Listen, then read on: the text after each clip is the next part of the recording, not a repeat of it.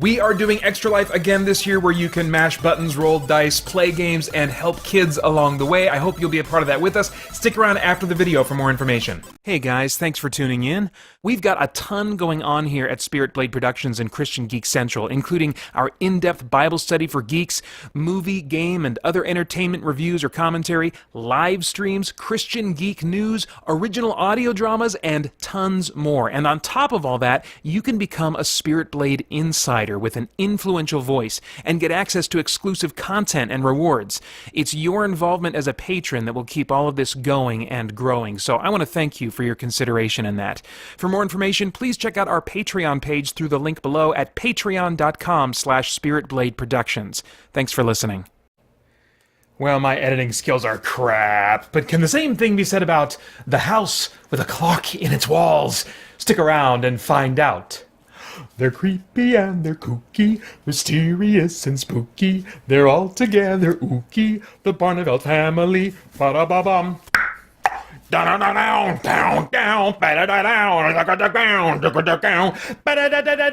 Peter Franson from christiangeekcentral.com and Spirit Blade Productions, here with my uncut review of The House with a Clock in Its Walls. The synopsis on IMDb reads, Louis Barneveld, after losing his parents, is sent to Michigan to live with his uncle Jonathan. He discovers his uncle is a warlock and enters a world of magic and sorcery.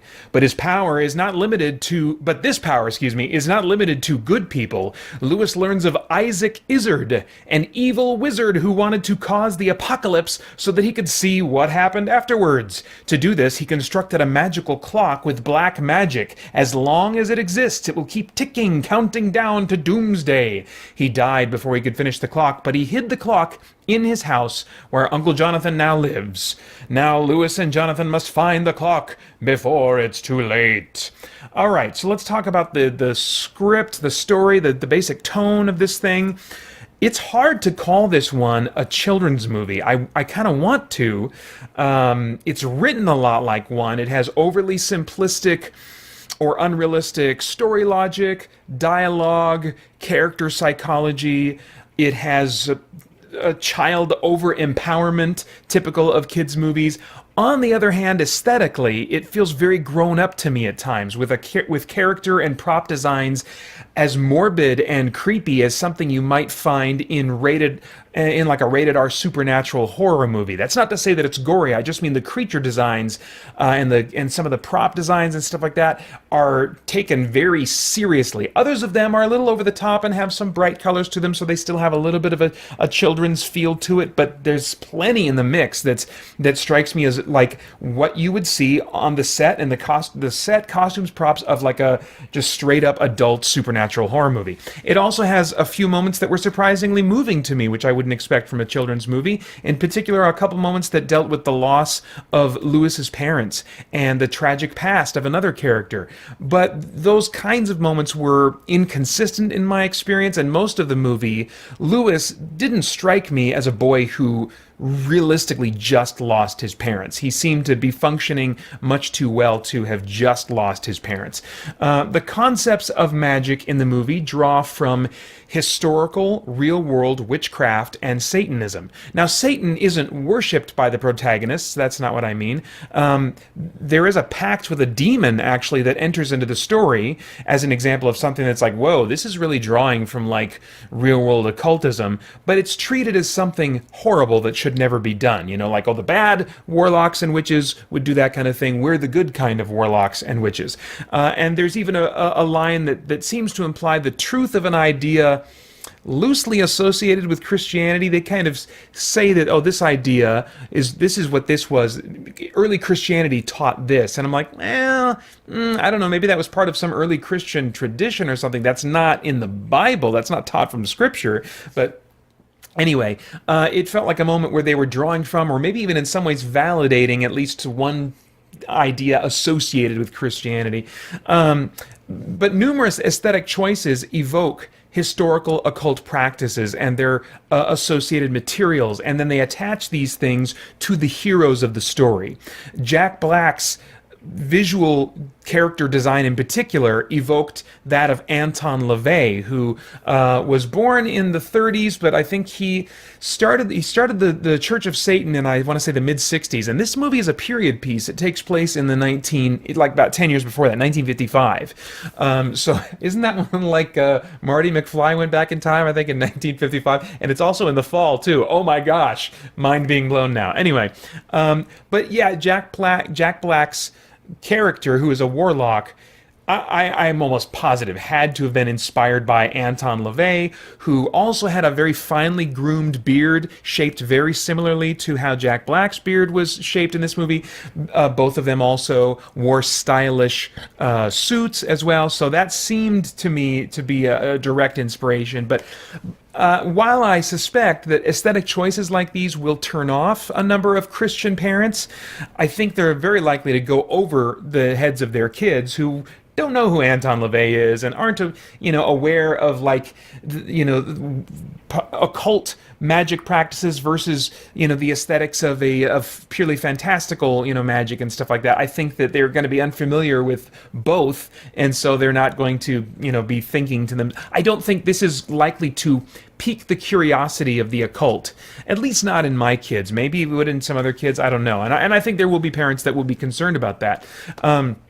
I think what's much more likely among a broad range of kids is that they'll be genuinely disturbed by a couple of the creature designs and creepy behavior associated with them, such as a scene where a demon uses his elongated tongue to lick the blood off of a man's palm. I just watching it myself, I was like, what the crap kind of movie am I? This is something I would see in like a straight up rated R adult, horror movie. So anyway, really interesting choices. I was genuinely surprised that this movie got a PG rating and not a PG-13 rating, and we'll be really curious to see what kind of audience it's able to get, given its unusual combination of what feels to me like children's movie writing and yet having these adult horror visual aesthetics. As far as the cast goes, Jack Black and Cate Blanchett were both really engaging for me to watch. I really enjoyed both of them in this movie. Black is reserved in this role compared to his other comedic movies, so if you're not a fan of, like Tenacious D, or what's it called? School of Rock, House of whatever, the school, whatever thing where he was a teacher. He was a School of Rock, I think is what it was called. So if you're not a fan of that brand of Jack Black humor, he's not doing that here, but he still plays what I would call, I guess, the every dude really well for me. Not the every man, like I think, you have like a John Crichton character or like a Jack Burton character. Those, I think of those as everyman characters. He plays kind of what I would call the every dude kind of character really well for me, and he brings some of that into this movie in an endearing way. And Blanchett is so great at being the straight man, but also has moments where she allows her eyes and her body movements to kind of pop dramatically, and she also tugged at my heart in one emotional moment too. So it's just great to have her and her range involved as an actress in this movie. Owen Vaccaro plays young Lewis, and as child actors go, he was fine for me. And in one scene, I was really impressed with his emotional access. So at the end of the day, I'd say he did a solid job for my taste, but nothing that breaks the mold of what I expect from child actors. As far as the stunts and visuals, lots of CG, of course, in this movie, and my eye is cursed to pick it out, and it just looks like a lot of detailed cartoons to my eye. But hey, man, I will accept that price to have visible magic. I mean, there are purple bolts of power flying around. There's fireballs getting thrown from the hands of warlocks. I am in, baby. So, yeah, I really appreciated that. Let's see here. As far as, like, themes, is there anything of moral, philosophical, or spiritual significance going on in the theming or the content of this that would stimulate worthwhile thought or conversation? Well, as you can guess, I think that there is. I'm not a fan of taking real-world occult practices and putting a virtuous face on them. This movie doesn't exactly do that, because along with the real-world occult inspirations, it mixes in a bunch of fairy tales and obviously fantastical elements, but it still uses way more occult inspiration than any kids fantasy movie I've seen. That rubs me the wrong way because it implies that there's a way to engage in witchcraft, Wicca, or other occult practices that is harmless, or that can even be used for good. But any quote-unquote good accomplished through these kinds of practices is dangerously short-sighted, and so it rubs me the wrong way to treat them otherwise. That said, I think the aesthetic inspiration would go right over my boys' heads, and I've had many conversations with them before about real demons versus fantasy demons. Watching this with them, if I did someday, might require a supplemental conversation, but probably not by the time I would watch this with them, because I think the other visual elements would be a little bit too scary for them right now. And so by the time I would feel like they're ready for it as far as the scary elements go, I think they'll be mature enough that we wouldn't even need to have a supplemental conversation. But anyway, I don't think it's anything that's going to lead my boys in particular astray, even if they could get through the scares right now. What it would much more likely do, I think, is as I said, scare them, give them nightmares because of the disturbing imagery and creature designs in a couple scenes. The other theme, though, that pops out to me in this movie is that of being a misfit. Lewis is obsessed with definitions of words. He's like a huge nerd for the dictionary and carries it around and is looking up words and memorizing their formal definitions and reciting them throughout the movie. Huge nerd in that sense. He also wears aviator goggles everywhere that he goes, and that's explained why in the movie. But ultimately, his weirdness is something those closest to him embrace and value. It becomes an important part of his character and what he's able to do in the movie. And as a geek who's been misunderstood in life, this was genuinely heartwarming to me, and it was also a reminder to me to appreciate those unique qualities in others. I think as geeks we can, want others to appreciate our weirdness, but then, it's easy for us to internally, see someone else and go like, well, they're weird, okay, pot calling the kettle black, I think that it's a good reminder in this movie for us to, consider how we can appreciate the unique qualities in others, provided that they're, we're not talking about sin, but those unique qualities that make them stand out in very unusual ways that we might arbitrarily just feel like, oh, that's weird or whatever.